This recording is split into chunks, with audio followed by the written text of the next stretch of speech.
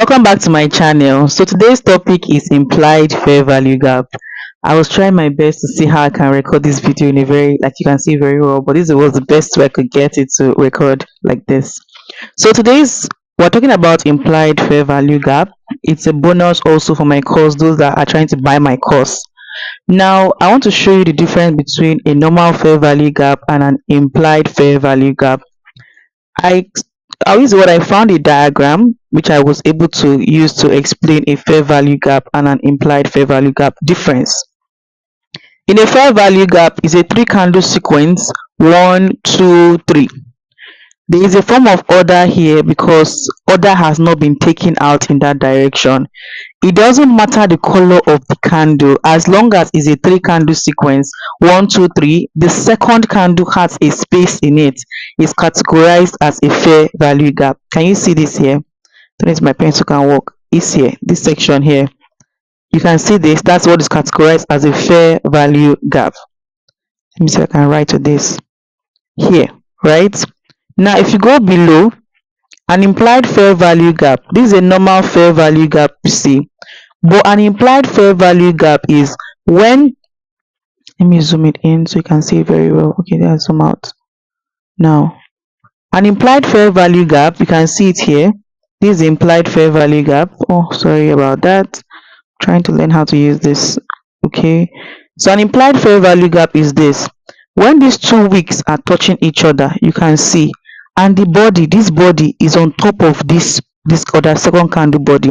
You know a fair value gap is a three candle sequence, one, two, three, right? The first candle, normally the body usually come in a little bit under this area, but now the first candle closed above this first candle, the second candle closed above this first candle. It now has a long wick.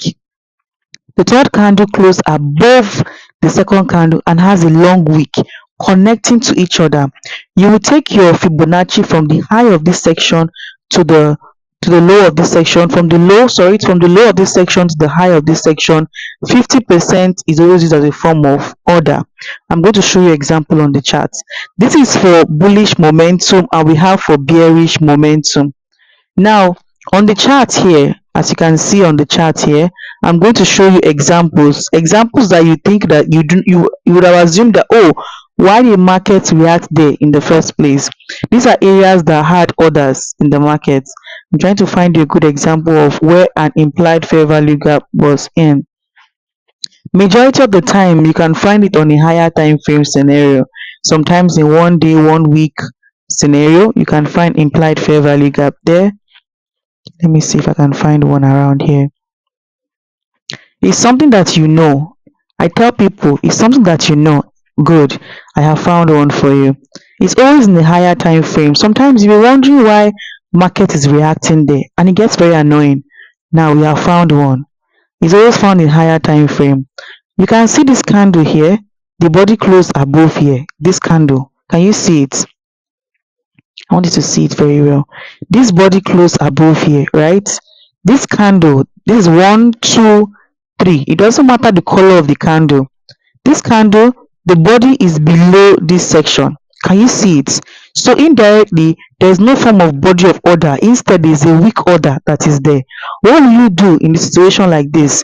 You carry your Fibonacci from the low to the high. And majority of the time, 50%, market always comes and reacts there.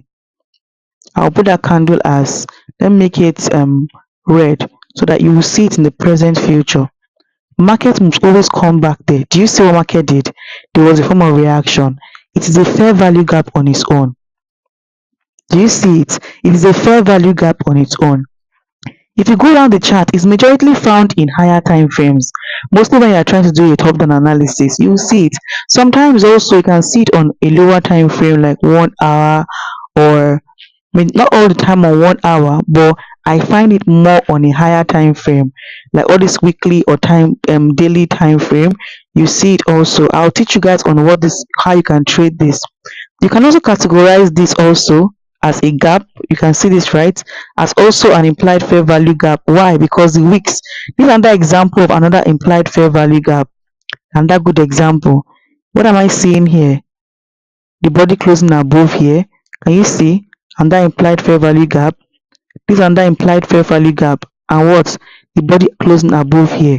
The wick is that long, you just take it from the low to the high of the wick. Do you see? And if you put a line there, you can see in the present, future.